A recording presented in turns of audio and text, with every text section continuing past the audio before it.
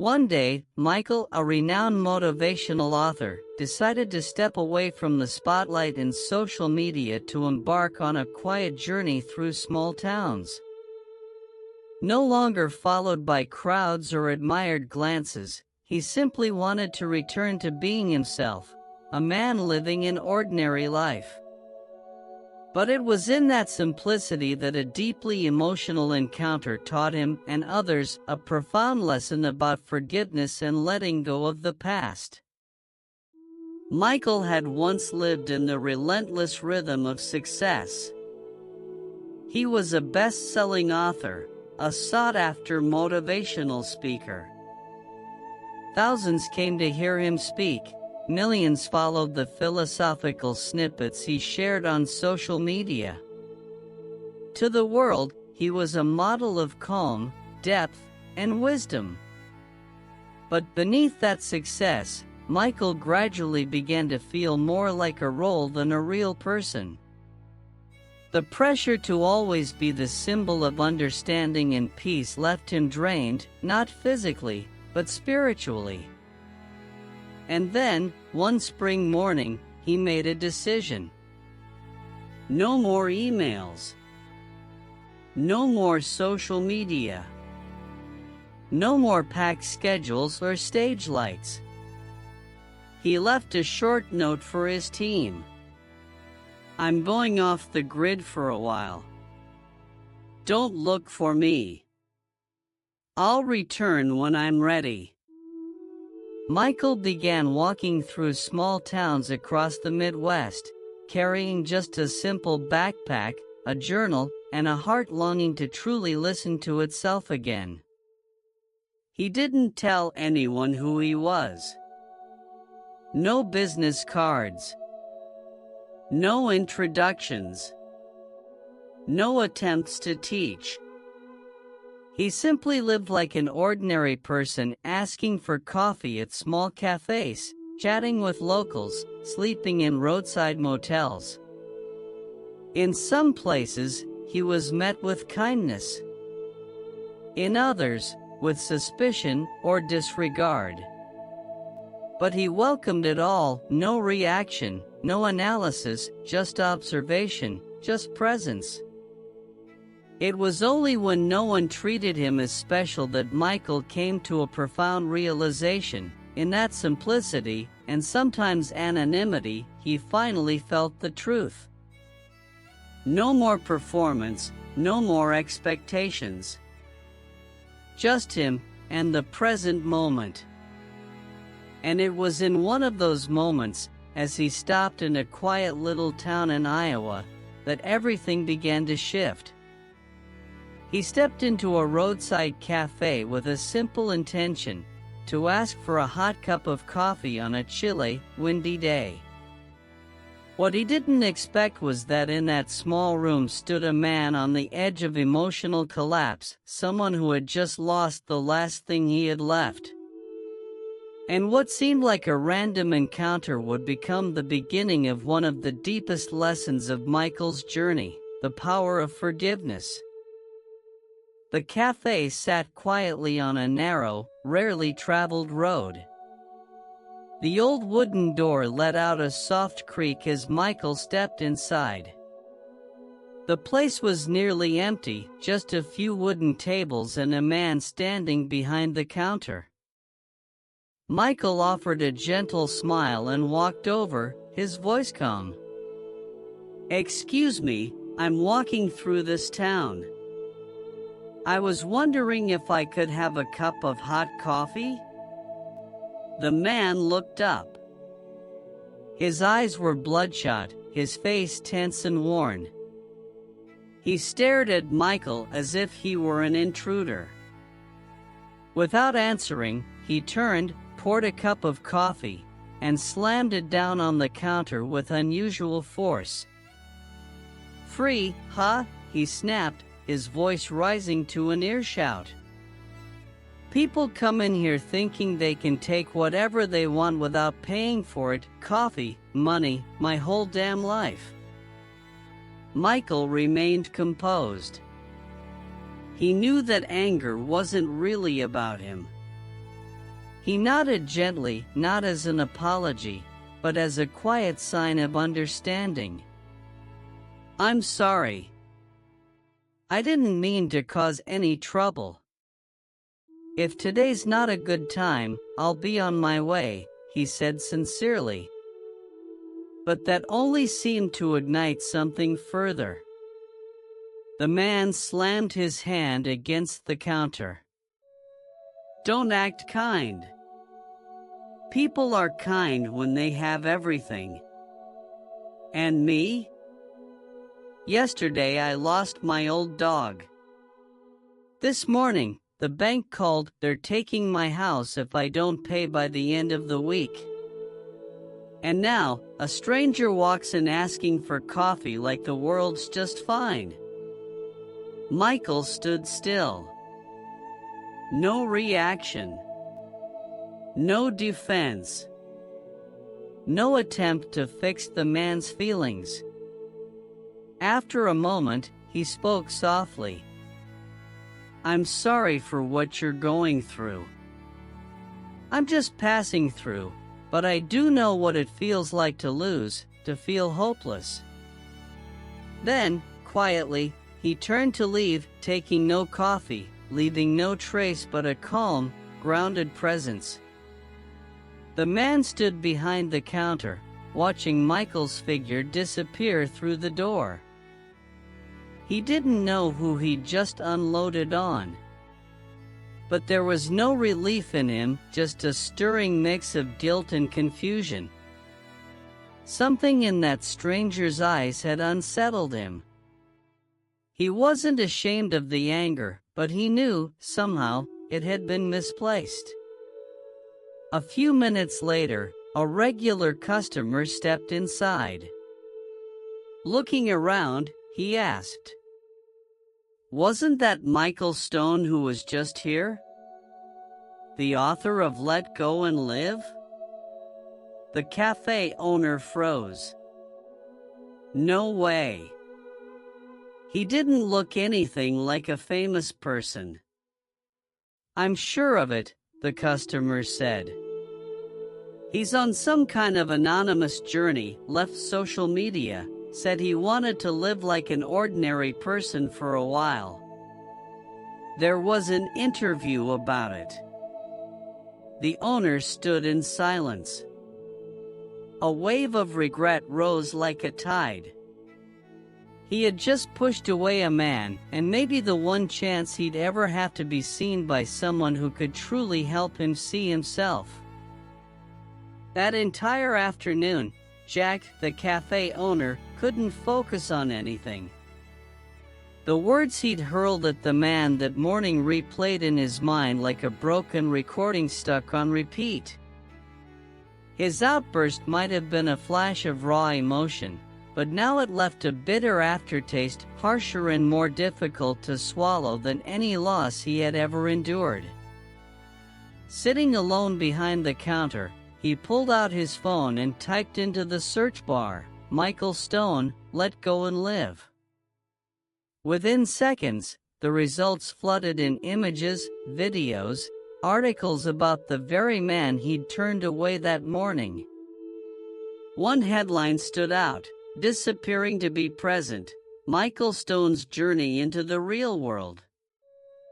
In the interview, Michael spoke about why he stepped away from social media and chose anonymity to reconnect with himself and with people, not with an audience. Jack's chest tightened as he read. It was him. It was that look, quiet yet piercing, as if it saw straight through someone without judging. And because of that, the apology wasn't just the right thing to do anymore. It was something he had to do to free himself. The next morning, Jack woke earlier than usual. He asked around town, wondering if anyone had seen the wandering stranger. One person said they'd spotted a man heading toward the pine forest near the lake, a place travelers often camped overnight. Without hesitation, Jack drove out that way, bringing a thermos of hot coffee and a bag of still warm pastries. About an hour later, he saw a figure sitting quietly on a stone bench by the lake. Michael was writing something in a journal. At the sound of approaching footsteps, he looked up and smiled a soft smile, with no blame, no surprise. Jack approached, removed his cap, stood silently for a moment, then said, "I'm sorry. I didn't know who you were, but that's not the point. I acted like a fool. Not because you're famous, but because I lost my humanity in that moment." Michael nodded gently, then patted the bench beside him. "Come sit. Have some coffee." Jack sat down, his hands trembling slightly as he handed over the thermos almost as if it were an offering, a gesture of redemption. They sat quietly for a while, words unnecessary. After a pause, Jack spoke again. "If there's anything I can do to make this right, just say the word." Michael turned to him, voice warm. "I don't remember what happened yesterday. I only know you came here today, and that's enough." Jack looked at him, speechless.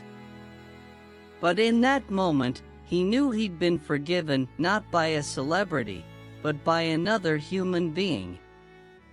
And deeper than that, he had been forgiven by the part of himself, the good, decent part that he thought he had lost. After that morning by the lake, Jack returned to his cafe with a lightness he hadn't felt in years.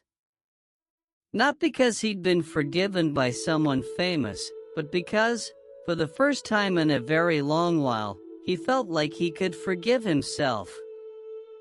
The anger, the bitterness, the sense of being a victim of life's unfair turns, all the emotions he'd clung to for so long, seemed to dissolve in just a few quiet words, a few still moments by the water.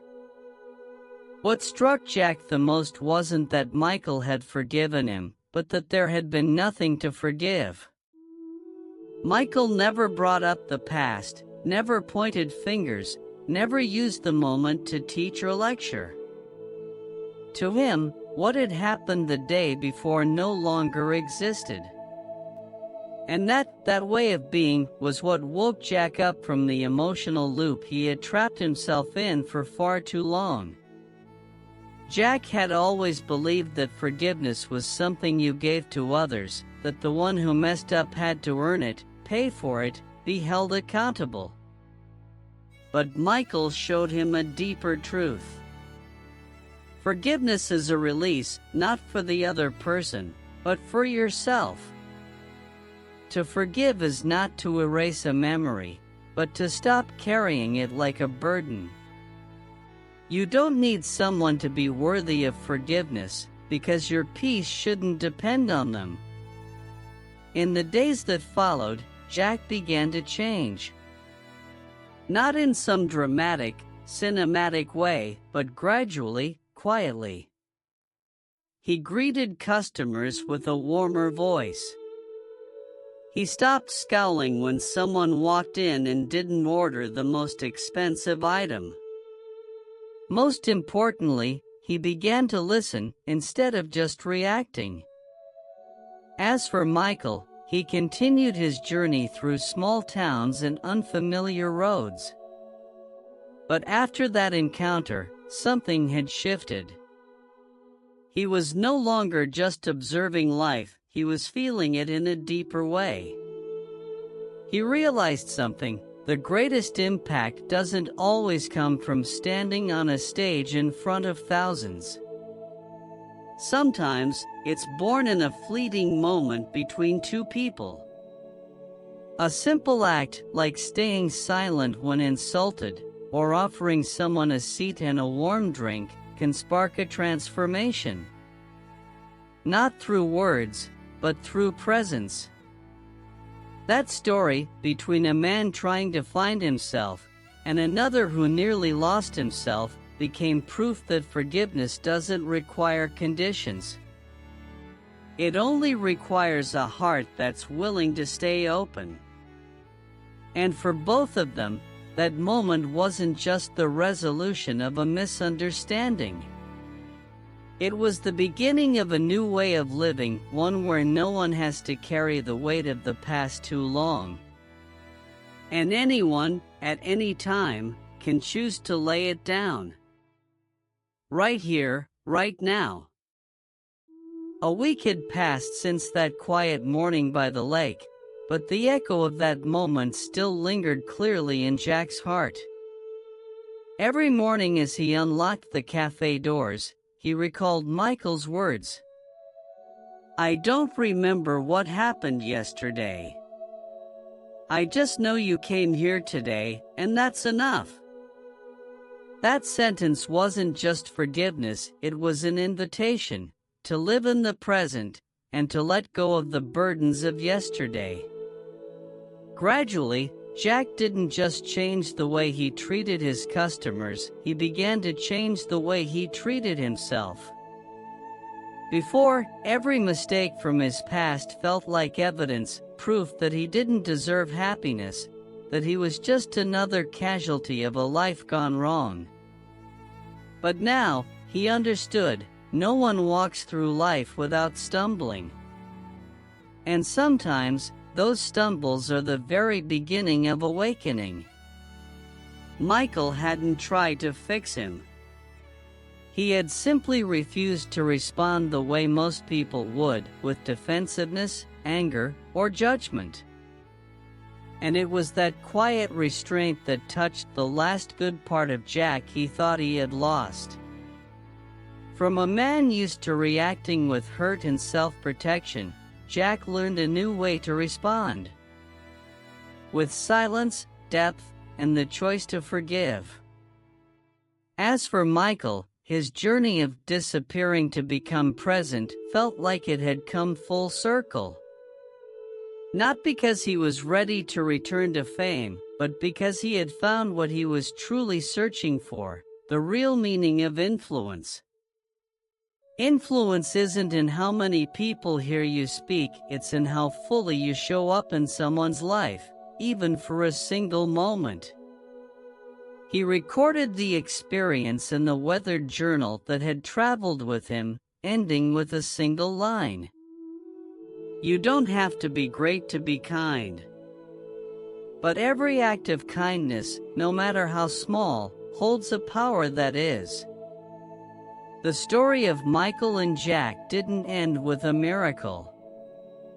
There was no dramatic life turnaround, no viral speech to inspire millions. But it awakened something too many people have forgotten. We all carry within us the power to heal others and ourselves. Forgiveness isn't forgetting, it's choosing not to let the past define the present. You don't need a reason to forgive. Just a heart brave enough to let go. And if there's one lesson left when all is said and done, it's this. Backhand index pointing right. When you're brave enough to stop holding on to what hurt you, you're not weak, you're free.